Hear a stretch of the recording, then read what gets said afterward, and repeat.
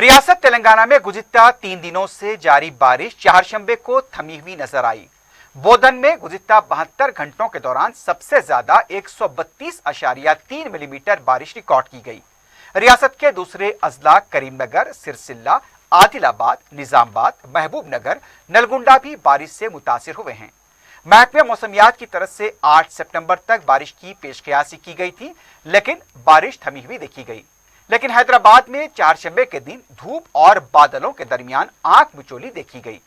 दूसरी तरफ इत्तला मिली है कि श्रीसेलम हाइडल पावर जनरेशन से बरकी की पैदावार जारी है। तेलंगाना के कई इलाकों में अभी भी बारिश का पानी जमा है। सरकारी दफातर में भी पानी जमा देखा गया। मुलुगु में सरकारी दफातर पानी में डूबे हुए देखे गए। निजामाबाद से इत्तला मिली है कि शदीद बारिश से गैर मामूली नुकसान हुए हैं। कामारेड्डी में भी इसका असर देखा गया है।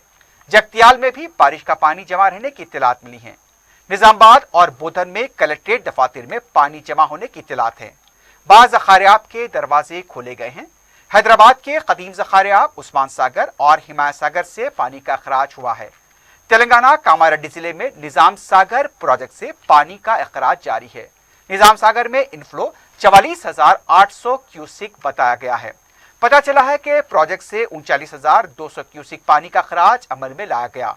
8 दरवाजे 5 फीट तक उठा दिए गए।